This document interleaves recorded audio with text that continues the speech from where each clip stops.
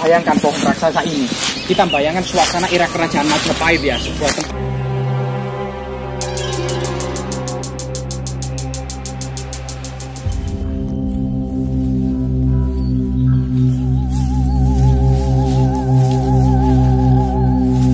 Nah, ya. Oke teman-teman ya, kali ini kita berada di sebuah tempat yang tempat ini praktis sakral kan ya. Iya, dan sampai saat ini terlihat sangat angker, Mbak. Iya, sangat gimana gitu ya. Ketika kita mau masuk, kita sudah merasakan dari aura-aura negatif ya. Berdiri semua. Iya. Karena memang di sini tuh dulu itu menjadi sebuah kuburan era kuno.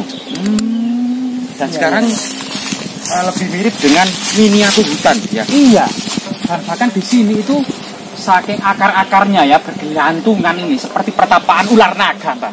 Oh iya. Dan di sini tuh pohon ini kelihatan sudah tua ini. Iya, sekitar usianya 700 tahun lebih. Oh begitu ya. Iya. Ya, coba kita telisik bersama-sama, Mbak. Kemungkinan kita akan menemukan jejak-jejak peradaban kuno. Yang konon katanya juga sebagian masyarakat mengidentifikasi lokasi ini sebagai gudang pusaka Majapahit, Mbak. Nah itu, Mbak. Yang bilang di sini tuh sebagai tempat galeri dari musik tradisional. Oh iya, memang ada cerita rakyat, Mbak ya. Katanya memang ketika masyarakat itu mau hajatan, itu di sini itu melakukan suguh dan diberikan seperangkat gamelan, Mbak. Kemudian pada suatu ketika sering itu terjadi, namun ketika itu tali-tali gamelan itu biasanya terbuat dari akar-akar, itu masyarakat itu menggantinya dengan tali modern, Mbak, agar kemudian kuat, tidak putus. Tapi ternyata setelah tali-tali gamelan tersebut diganti, maka gamelan tersebut tidak muncul lagi setelah setelah diminta, Mbak. Nah ini salah satu cerita yang sangat familiar di tengah-tengah masyarakat ya, Mbak ya. Bayangkan akar-akar seperti itu mengingatkan kita seperti ular ya. Mungkin ular yang liu-liu. Iya, seperti liu-liu ya. Jadi anak kecil itu iya jarang masuk hutan ini, Mbak. Apalagi ini seperti itu ya, Mbak. Ini bukan hutan, tapi suasananya ini mirip sekali, hampir terasa berada di tengah-tengah hutan. Iya, terutama banyak sekali pohon beringin ambulu usia ratusan, pohon kecacil, pohon tutup ini ya, Mbak. Banyak sekali ya, Mbak ya. Dan ini kelihatannya pohon apa ini, Mbak ya? Kayak kepoh. Oh, akar trinil. Mana, Mbak, akar trinil, Mbak? Mirip, tapi bukan. Mana, Mbak? Oh, ini ya, Mbak ya? Oh iya, Mbak. Ini ada semacam tanaman akar yang meliuk-liuk. Dia tuh, Mbak, di bawah sini mungkin tempat ular lagi tiduran. Iya, ini seperti pohon trinil tapi bukan ini, Mbak ya? Bukan. Tapi pohon ular-ularan ini, Mbak. Ya, akarnya juga bagus banget. Iya, bagus banget, Pak. Pohon ular-ularan. Banyak kisah dan sejarah serta legenda yang ada di lokasi ini kan, Mbak ya. Yeah. Dan memang kita akan menyelidiki jejak-jejak artefaktual yang ada. Konon katanya juga ada banyak sekali artefaktual yang diduga era kerajaan Majapahit, Mbak. Di sana itu kita pernah melihat sebuah tumbukan batu bata kuno, dan mungkin di dalamnya di dasarnya itu ada sebuah istana yang di dalam. Yang terpendam di dalam tanah ya. Karena memang pada suatu yang masa-masa yang lalu banyak sekali bencana seperti banjir bandang, Mabanyu pindah, itu bahasa para ratonnya, Mbak. Atau kemudian Den Anyar atau Gunung Anyar. Den Anyar itu artinya munculnya gunung baru, Mbak. Gitu ya? Iya, itu bisa saja. Ya memang seiring dengan perkembangan Pulau Jawa ini ada banyak sekali fenomena alam, munculnya gunung baru, bencana alam, longsor, banjir bandang dan lain sebagainya, sehingga banyak sekali struktur kuno itu yang terpendam. Nah, di sini saya juga pernah dengar dari sebuah cerita dari masyarakat kan ya, bahwasanya dulu di situ itu ada sebuah candi-candi. Candi, Mbak. Tapi entah kemana juga nggak tahu. Kita penasaran, Mbak ya. Jadi itu ada pohon beringin yang sedang berbuah lebat ya. Warna hijau bercampur kuning-kuning ya. Dan juga pohonnya sangat besar sekali. Iya, pohonnya besar sekali. Meliuk-liuk, kita juga waspada, Mbak. Kemungkinan juga ada ular piton yang melingkar-lingkar gitu di bawah pohon. Atau mungkin pada musim kemarau seperti ini, Mbak, ular-ular raksasa biasanya mencari tempat-tempat yang berair, Mbak, untuk mendinginkan tubuhnya. Atau tempat-tempat yang sejuk di bawah pohon mungkin, Mbak ya. Ya, kita merasakan momen itu dulunya adalah makam ya. Dan sekarang sudah tidak menjadi makam lagi, namun masih terasa auranya ya. Aura sakral dan magisnya ini terasa. Ketika kita coba masuk di sini seperti ada tempat yang berbeda dan merasakan yang berbeda dan rasanya ini dengan pemandangan pohon yang merah seperti gapura loh. Ya, coba bayangkan pohon raksasa ini. Kita bayangkan suasana era kerajaan Majapahit ya, sebuah tempat keramat atau rabut, atau mungkin desa-desa kuno yang dikelilingi pohon-pohon raksasa. Ya itu. Saat ini memang pohon-pohon raksasa seperti ini sudah tidak kita kenali lagi karena desa-desa sudah beralih ke desa-desa modern, Mbak ya. Nah ini, coba ini pohon-pohon raksasa ini yang masih terawat dengan baik gitu ya, dan akar-akarnya itu luar biasa sekali. Nah iya, seperti tiang penyangga ini, Mbak, yang seakan-akan ini menyangga ya. Ini gapura ini, Mbak ya, gapura masuk. Ini disangga ini ya. Iya. Seperti pilar ini, Mbak. Seperti pilar. Padahal ini akar alami, Mbak ya. Alami ya. Iya, ya, seperti pilar-pilar. Iya. Lurus sekali, Mbak. Jadi tetap kita harus waspada, Mbak. Hal-hal seperti ini juga habitat bagi ular. Iya, Mbak. Nah, di sini, Mbak ya, cerita yang bagaimana kemudian di lokasi ini dianggap sebagai pertapaan dari Panembahan Senopati. Karena beliau itu lagi ibadah atau apa berada di sebuah kemudian ada memang, jadi di situ ada rombongan dari Jawa Tengah, dari Mataram dan Pajang, itu sowan ke Sunan Giri, Mbak, ke Jawa Timur. Jadi Sunan Giri, terutama Sunan Prapen, itu dianggap sebagai Raja Pandito atau orang suci dari Jawa Timur. Itu selalu pada masa hari raya itu raja-raja yang ada di Jawa itu selalu sowan ke Sunan Giri Prapen. Di situ kemudian ada Ki Ageng Pamanahan, Ki Ageng Tingkir, termasuk kemudian Joko Tingkir, Ki Panjawi ya, para bangsawan Jawa Tengah ini pada masa pertengahan atau pada masa Demak ini melakukan sowan ke Sunan Prapen. Dan ternyata Sunan Prapen tersebut itu mengatakan, siapa itu Cah Bagus gitu. Ternyata itu namanya Danang Sutawijoyo atau Panembahan Senopati. Dan Sunan Prapen mengatakan dia akan kelak menjadi raja besar dan tanah Mataram akan menjadi negara yang makmur. Disitulah kemudian Sultan Pajang, Hadiwijaya, termasuk Ki Ageng Ki Ageng Pamanahan dan Ki Ageng Tingkir itu merasa di mana gitu loh, Mbak, melihat sosok Danang Sutawijoyo yang diprediksi atau diramalkan oleh Sunan Giri Prapen akan menjadi raja besar.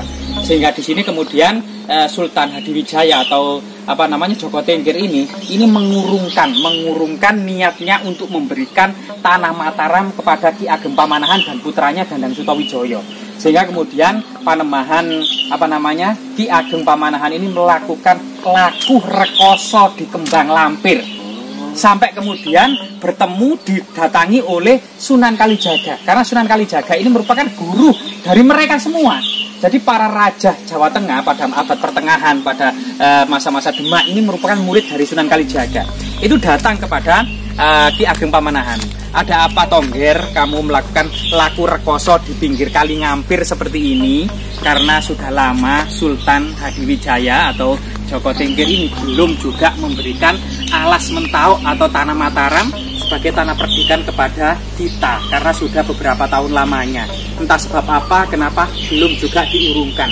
Mungkin karena ramalan Sunan Giri Prapen saja yang kemudian Sultan Hadiwijaya itu takut kalau sampai kemudian Mataram menjadi pesaing dari Pajang. Nah itulah, sehingga kemudian Sunan Kalijaga, itu bukan permasalahannya, yang penting adalah hakmu bisa dipenuhi, karena setelah kita semuanya berhasil menumpas area Penangsang itu dari Jipang, semua tanah-tanah itu harus segera dibagikan sebagai hadiah dari Latukari Kaliamat yang gitu.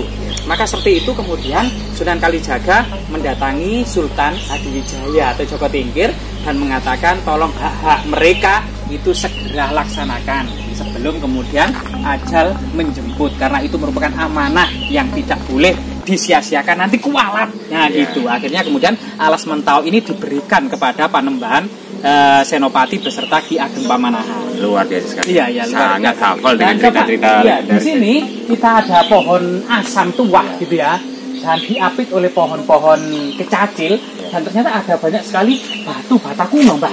Seperti sini, Mbak ya. Batu bata sebagai bukti bahwa di sini tuh merupakan tempat-tempat yang sangat bersejarah tentunya. Iya, Mbak.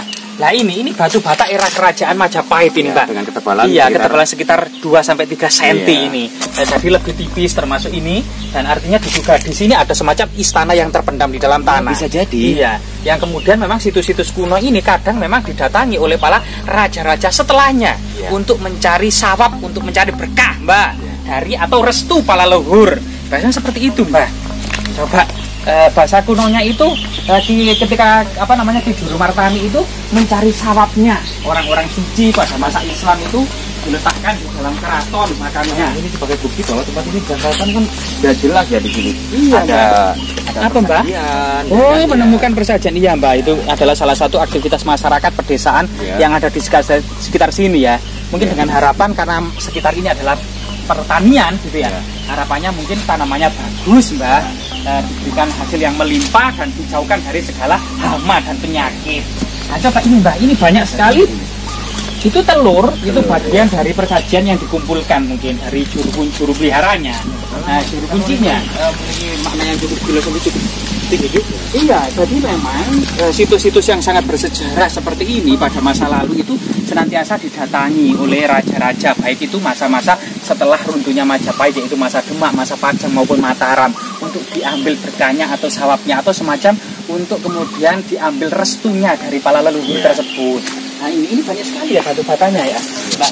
Ini ada persajian, ada persajian dan berdukaan di akar pohon raksasa ini, Mbak.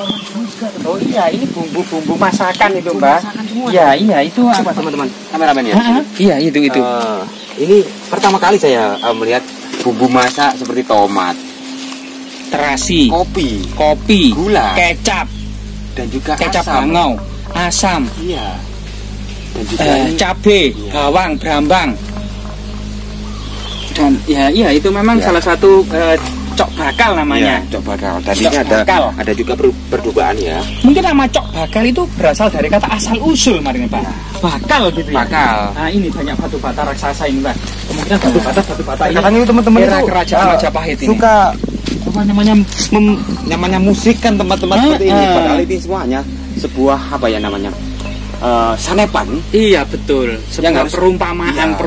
Karena orang Jawa dahulu itu tidak menulis secara detail, tapi mereka membuat sesuatu secara kalam, secara nyata.